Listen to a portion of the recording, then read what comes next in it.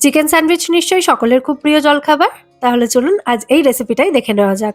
প্রথমে একটা কড়াইতে 250-300 গ্রাম মতো বোনলেস চিকেন দিয়েছি, মানে হাড়-ছাড়া মুরগির মাংস। এতে 1 চামচ ভিনেগার, স্বাদ অনুযায়ী নুন, গোলমরিচ গুঁড়ো আর 1 টেবিল চামচ মতো আদা রসুন কাঁচা লঙ্কা বাটা দিয়েছি। সমস্ত উপকরণ চিকেনের সাথে ভালো করে মিশিয়ে কড়াইটাকে ঢাকা দিয়ে মিডিয়াম ফ্লেমে চিকেনটা সেদ্ধ হতে দেব। এই সময় কিছু সবজি কেটে নেব। একটু বাঁধাকপি কেটে নিচ্ছি, গাজর গ্রেট করে নিচ্ছি, একটু রসুন কুচি, একটু ক্যাপসিকাম, পেঁয়াজ কুচি, মানে যা যা লাগবে সব একটু রেডি করে রাখছি। এতক্ষণে চিকেনটাও সেদ্ধ হয়ে গেছে, তো এগুলোকে কড়াই থেকে তুলে রাখছি। আর ওই একই কড়াইতে 2 চামচ মতো তেল দিয়ে এতে প্রথমে রসুন কুচি ভেজে তারপর দিয়ে দিচ্ছি গ্রেট করা গাজর। গাজরটা একটু নাড়াচাড়া করে নিয়ে পেঁয়াজ, ক্যাপসিকাম কুচি দিলাম।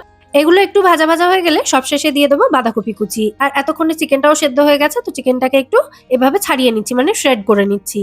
বাঁধাকপি কুচিটা দেওয়ার পর ভালো করে মিশিয়ে নিয়েছি। এবার নুন দিয়ে দিলাম এর মধ্যে, আবারও একটু মিশিয়ে দিয়ে দিচ্ছি একটু সয়া সস, একটু অরেগানো দিচ্ছি আর দিলাম একটু চিলি ফ্লেক্স।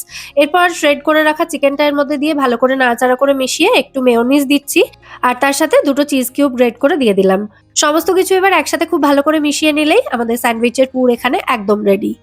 এবার পাউরুটি স্লাইস নিয়ে সাইডগুলো এভাবে কেটে বাদ দিয়ে দিচ্ছি, মানে একটু ট্রিম করে নিয়েছি। তারপর একটা স্লাইস পাউরুটির ওপরে রাখলাম চিকেনের পুরটা, তার উপরে দিয়ে দিলাম একটা স্লাইস চিজ। তারপর আর একটা পাউরুটির মধ্যে একটু রেড চিলি সস স্প্রেড করে দিয়ে ওপর থেকে চাপিয়ে দিয়েছি।